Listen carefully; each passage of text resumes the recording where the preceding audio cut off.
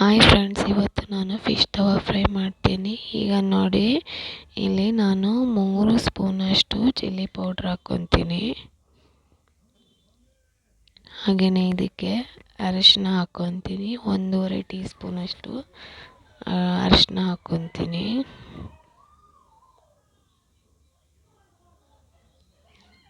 ಹಾಗೆ ನಾನು ಇದಕ್ಕೆ 2 ಸ್ಪೂನಷ್ಟು ಏನಂದರೆ ಕಾರ್ನ್ಫ್ಲೋರ್ ಹಾಕ್ಕೊತೀನಿ.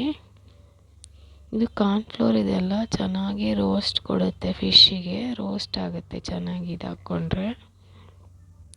ಈಗ ಇದಕ್ಕೆ ಮೇಯ್ನ್ ಇಂಗ್ರೀಡಿಯೆಂಟ್ಸ್ ಅಂದರೆ ನಾನು ಇಲ್ಲಿ ತಂದೂರಿ ಮಸಾಲನ ಯೂಸ್ ಮಾಡ್ತೀನಿ. ಇದಕ್ಕೆ 1 ಸ್ಪೂನ್ ಧನಿಯಾ ಪುಡಿಯನ್ನು ಮಿಕ್ಸ್ ಮಾಡ್ಕೊಂಡಿದ್ದೀನಿ. ಈ ತಂದೂರಿ ಮಸಾಲವನ್ನು ಹಾಕ್ಕೊತೀನಿ. ಇಲ್ಲಿ ಒಟ್ಟು 4ರಿಂದ 5 ಸ್ಪೂನ್ ಅಷ್ಟಿದೆ. ಇದು ಧನಿಯಾ ಪುಡಿ 1 ಸ್ಪೂನು ಹಾಗೂ 4 ಸ್ಪೂನು ತಂದೂರಿ ಮಸಾಲ ಇದೆ ಇದರಲ್ಲಿ. ಇದನ್ನು ಕೂಡ ಇದಕ್ಕೆ ಹಾಕ್ಕೊತೀನಿ. ಹಾಗೆ ಇದಕ್ಕೆ ನಾನು 1 ಸ್ಪೂನಷ್ಟು ಸಾಲ್ಟ್ ಹಾಕ್ತೀನಿ. ಮತ್ತೆ ಸಾಲ್ಟ್ ಯೂಸ್ ಮಾಡ್ಕೋಬೇಡಿ. ಹಾಗೆ ಇಲ್ಲಿ 2 ಲಿಂಬೆ ಹಣ್ಣನ್ನು ತಗೊಂಡಿದ್ದೀನಿ ನಾನು. ಇದನ್ನು ಚೆನ್ನಾಗಿ ಒಂದು ಪ್ಲೇಟಲ್ಲಿ ಹಿಂಡ್ಕೊಳ್ಳಿ. ಅದರ ಬೀಜ ಎಲ್ಲ ತೆಗೆದು ರಸ ಮಾತ್ರ ತೆಗೆದಿಟ್ಕೊಳ್ಳಿ. ಈಗ ನೋಡಿ, ಇದಕ್ಕೆ ಹಾಕ್ಕೊತೀನಿ ನಾನು 2 ಲಿಂಬೆ ಹಣ್ಣಿನ ರಸನೂ ಪೂರ್ತಿ ಹಾಕಿ, ಯಾಕಂದರೆ ಹುಳಿ ಚೆನ್ನಾಗಿದ್ದರೆ ಟೇಸ್ಟ್ ಚೆನ್ನಾಗಿರುತ್ತೆ. ಕೆಲವರು ವಿನೆಗರ್ ಯೂಸ್ ಮಾಡ್ತಾರೆ, ನಾನಿಲ್ಲಿ ಲೆಮನ್ ಯೂಸ್ ಮಾಡ್ತೀನಿ.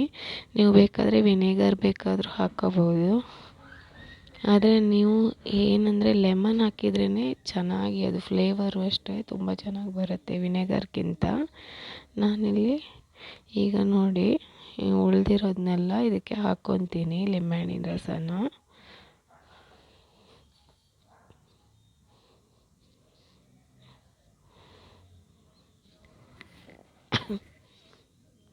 ಈಗ ನಾವು ಮೊದಲಿಗೆ ಈ ಲಿಂಬೆಹಣ್ಣಿನ ರಸ ಇದೆಯಲ್ಲ, ಇದರಲ್ಲೇ ಚೆನ್ನಾಗಿ ಮಿಕ್ಸ್ ಮಾಡ್ಕೊಳ್ಳಿ. ಯಾವುದೇ ಕಾರಣಕ್ಕೂ ಮತ್ತೆ ಬೇರೆ ಏನು ಮಿಕ್ಸ್ ಮಾಡಲಿಕ್ಕೆ ಹೋಗಬೇಡಿ.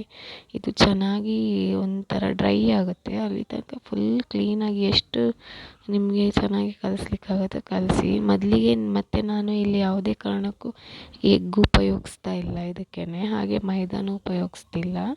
ಇದೀಗ ನೋಡಿ, ನಾವು ಎಷ್ಟು ಹದ ಬೇಕೋ ಅಷ್ಟನ್ನು ಈಗ ನಾನಿಲ್ಲಿ ಒಂದು ಅರ್ಧ ಗ್ಲಾಸು ಅಲ್ಲ, ಒಂದು ಅರ್ಧಕ್ಕಿಂತ ಸ್ವಲ್ಪ ಕಡಿಮೆ ಇದೆ ನೀರು ತಗೊತೀನಿ. ನೀರನ್ನೇ ಸ್ವಲ್ಪ ಹಾಕ್ಕೊಂಡು ನನಗೆ ಎಷ್ಟರ ಮಟ್ಟಿಗೆ ಪೇಸ್ಟ್ ಆಗಬೇಕೋ ಅಷ್ಟು ಚೆನ್ನಾಗಿ ನಾನು ನೀರು ಸ್ವಲ್ಪನೇ ಹಾಕ್ಕೊಂಡು ಕಲಿಸ್ಕೊತೀನಿ. ತುಂಬ ನೀರು ಮಾಡ್ಕೊಳ್ಬೇಡಿ, ಮತ್ತು ಅದು ಫಿಶ್ಶಿಗೆ ಹಾಕಿದಾಗ ಮಸಾಲೆ ಚೆನ್ನಾಗಿ ಅದ್ರ ಮೇಲೆ ನಿಲ್ಲಬೇಕು, ಆ ಥರ ಪೇಸ್ಟ್ ಮಾಡ್ಕೊಳ್ಳಿ.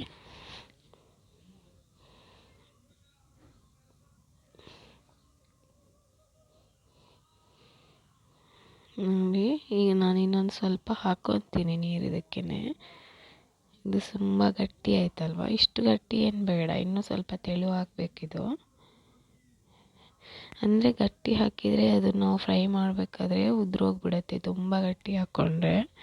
ಅದಕ್ಕೋಸ್ಕರ ಎಷ್ಟು ಹದ ಬೇಕು ನೋಡಿ ನೀವು ಮಸಾಲೆಯನ್ನು ರೆಡಿ ಮಾಡ್ಕೊಳ್ಳಿ.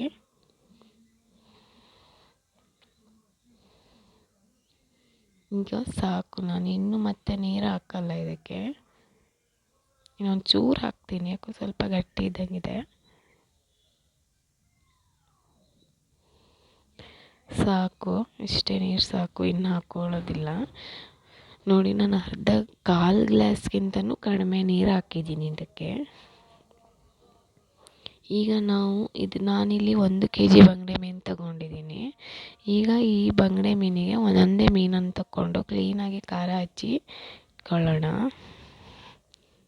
ನೋಡಿ, ಈ ಥರ ಮಾಡಿ ಇಟ್ಕೊಳ್ಳಿ. ಮಧ್ಯ ಮಧ್ಯ ಒಂದೊಂದು ಲೈನ್ ಮಾಡ್ಕೊಳ್ಳಿ, ಖಾರ ಚೆನ್ನಾಗಿ ಹಿಡಿತದೆ ಫಿಶ್ಶಿಗೆ. ನೀವು ಖಾರ ತುಂಬ ಚೆನ್ನಾಗಿ ಹಚ್ಚಿ, ಯಾಕಂದರೆ ಒಳಗಡೆ ಎಲ್ಲ ಮತ್ತು ಆ ಲೈನ್ ಹಾಕಿರ್ತಾರಲ್ಲ ಅಲ್ಲಿಗೆಲ್ಲ ಚೆನ್ನಾಗಿ ಹಚ್ಕೊಳ್ಳಿ. ಮತ್ತು ಫಿಶ್ಶಿನ ಒಳಗಡೆ ಓಪನ್ ಮಾಡಿರ್ತೀವಲ್ವ, ಅಲ್ಲಿ ಎಲ್ಲ ಚೆನ್ನಾಗಿ ಮಸಾಲೆ ಹಾಕಿ ಚೆನ್ನಾಗಿ ಇದು ಮಾಡ್ಕೊಳ್ಳಿ. ಮಸಾಲೆ ಅದರೊಳಗಡೆ ಸ್ವಲ್ಪ ಹಾಕಿ ಇಟ್ಟಿರಿ, ಆವಾಗ ಉಪ್ಪು ಹುಳಿ ಖಾರ ಎಲ್ಲ ತುಂಬ ಚೆನ್ನಾಗಿ ಹಿಡಿತದೆ ಫಿಶ್ಶಿಗೆ.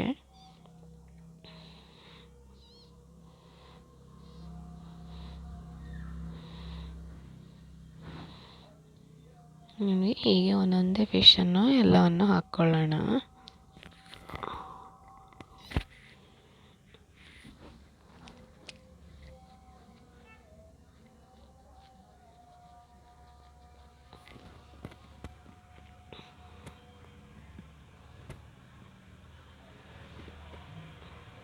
ನೋಡಿ ಈ ಥರನೇ ಖಾರ ಅದ್ರೊಳಗಡೆ ಚೆನ್ನಾಗಿ ತುಂಬಿ ಆವಾಗ ತುಂಬ ಚೆನ್ನಾಗಿರುತ್ತೆ. ಮತ್ತು ಅದು ಆಯಿಲಲ್ಲಿ ಫ್ರೈ ಆಗಿರ್ತದಲ್ವ, ಊಟ ಮಾಡಬೇಕಾದ್ರೆ ತುಂಬ ಚೆನ್ನಾಗಾಗುತ್ತೆ. ಮಸಾಲೆ ತಿನ್ನಲಿಕ್ಕೇ ತಿನ್ನೋಣ ಅನಿಸತ್ತೆ, ಅಷ್ಟು ಚೆನ್ನಾಗಾಗುತ್ತೆ.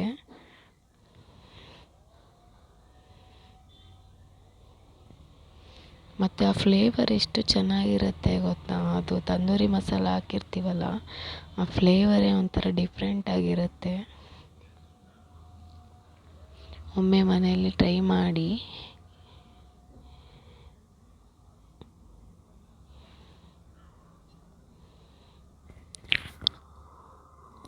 ಹೀಗೆ ಎಲ್ಲ ಫಿಶ್ಶಿಗೂ ಹಾಕ್ಕೊತೀನಿ ನಾನು. ನೋಡಿ ಹೀಗೆ ಎಲ್ಲ ಫಿಶ್ಶಿಗೂ ಮಸಾಲೆ ಹಾಕ್ಕೊಂಡಿದ್ದೀನಿ. ಈಗ ಕ್ಲೀನಾಗಿ ಇದು ಮಾಡಿ ಇಟ್ಕೊಳ್ಳಿ. ನಾನು ಇದನ್ನು ಒಂದು ಅರ್ಧ ಗಂಟೆ ಕ್ಲೀನಾಗಿ ಇಟ್ಟಿರ್ತೀನಿ. ಇದು ಖಾರ ಉಪ್ಪು ಹುಳಿ ಎಲ್ಲ ಚೆನ್ನಾಗಿ ಹಿಡಿತದೆ. ಆವಾಗ ತುಂಬ ಬೇಗ ಮಾಡಲಿಕ್ಕೆ ಹೋಗಬೇಡಿ, ಒಂದು ಅರ್ಧ ಗಂಟೆನಾದರೂ ಇಡಬೇಕು. ಇದಿಟ್ಟರೆ ಅದು ಟೇಸ್ಟ್ ಚೆನ್ನಾಗಿ ಬರೋದು. ನೋಡಿ ಇದನ್ನು ನಾನೀಗ ಸೈಡಲ್ಲಿ ಇಟ್ಕೊತೀನಿ. ಒಂದು ಅರ್ಧ ಗಂಟೆ ಆದಮೇಲೆ ಮತ್ತೆ ಮಾಡೋಣ.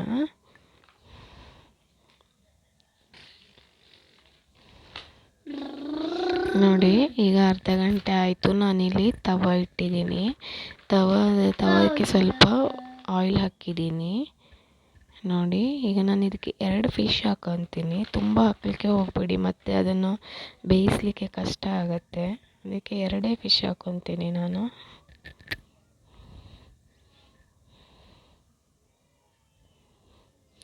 ಸ್ವಲ್ಪ ಸ್ವಲ್ಪ ಸೈಡಿಗೆ ಆಯಿಲ್ ಹಾಕ್ಕೊಳ್ಳಿ.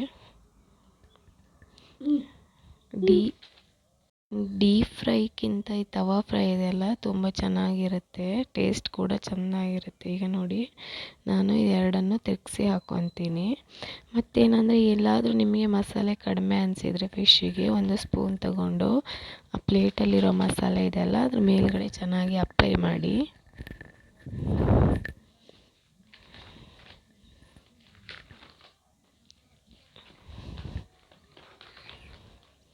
ನೋಡಿ ನಾನು ಸ್ವಲ್ಪ ಅಪ್ಲೈ ಮಾಡ್ತೀನಿ ಸೈಡೆಲ್ಲಾದರೂ.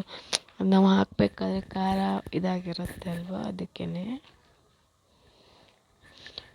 ಕೆಲವರು ರವೆ ಹಾಕಿ ಮಾಡ್ತಾರೆ ತವಾ ಫ್ರೈ. ನಾನಿಲ್ಲಿ ಯಾವುದೇ ರವೆ ಯೂಸ್ ಮಾಡ್ತಿಲ್ಲ. ನಾನೇನು ಮಸಾಲೆ ಹಚ್ಚಿದ್ದೀನಲ್ವ ಅದನ್ನೇ ಹಾಕಿ ಅಷ್ಟರಲ್ಲೇ ತವಾ ಫ್ರೈ ಮಾಡ್ತೀನಿ.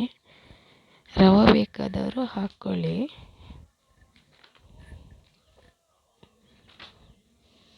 ಎಲ್ಲ ಕಡೆನೂ ಚೆನ್ನಾಗಿ ತಿರುಗಿಸಿ ಬೇಯಿಸಿ, ಆವಾಗ ಚೆನ್ನಾಗಿರುತ್ತೆ. ನೋಡಿ ನಾನೀಗ ಇದನ್ನು ಸ್ವಲ್ಪ ಸ್ಟ್ರೈಟ್ ಮಾಡಿಕೊಂಡು ಚೆನ್ನಾಗಿ ಬೇಯಿಸ್ತೀನಿ. ನಾವೆಲ್ಲ ಕಡೆ ಚೆನ್ನಾಗಿ ಬೇಯಿಸಿದರೆ ಅದು ಚೆನ್ನಾಗಿ ರೋಸ್ಟ್ ಆಗಿರುತ್ತೆ.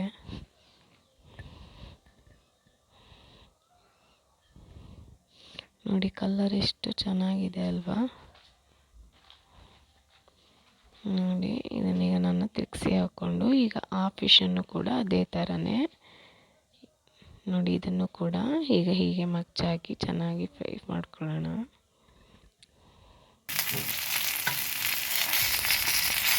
ಫ್ಲೇವರು ತುಂಬ ಚೆನ್ನಾಗಿ ಬರುತ್ತೆ, ಯಾಕಂದರೆ ನಾವು ತಂದೂರಿ ಮಸಾಲೆ ಯೂಸ್ ಮಾಡಿರ್ತೀವಲ್ವ, ಆ ಫ್ಲೇವರ್ ತುಂಬ ಚೆನ್ನಾಗಿರುತ್ತೆ. ಒಮ್ಮೆ ಟ್ರೈ ಮಾಡಿ. ಯಾರು ಕೂಡ ತಂದೂರಿ ಮಸಾಲೆ ಯೂಸ್ ಮಾಡಲ್ಲ. ಫಿಶ್ ಮಸಾಲ ಫ್ರೈ ಅಂತ ಫಿಶ್ ಫ್ರೈ ಮಸಾಲೆ ಸಿಗುತ್ತಲ್ವ, ಅದನ್ನ ಹಾಕಿ ಮಾಡಿರ್ತಾರೆ. ಆದರೆ ಯಾರೋ ತಂದೂರಿ ಮಸಾಲೆ ಇದೆಲ್ಲ ಯೂಸ್ ಮಾಡಿರಲ್ಲ ಅಂದ್ಕೊತೀನಿ.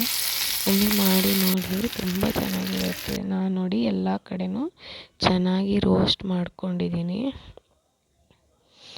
ಮತ್ತು ತುಂಬ ಕಪ್ಪು ಮಾಡಲಿಕ್ಕೆ ಹೋಗಬೇಡಿ, ಹೊತ್ತೋಗ್ಬಿಡತ್ತೆ ಅದು. ನೋಡಿ ನಾನೀಗ ಎಷ್ಟು ಬೇಕು ಅಷ್ಟು ಮಾತ್ರ ಮಾಡಿದ್ದೀನಿ. ನೋಡಿ ಎಷ್ಟು ಚೆನ್ನಾಗಿ ಬಂದಿದೆ ಅಲ್ವಾ. ಎಲ್ಲರೂ ಲೈಕ್ ಆ್ಯಂಡ್ ಸಬ್ಸ್ಕ್ರೈಬ್ ಮಾಡ್ಕೊಳ್ಳಿ. Thank you so much.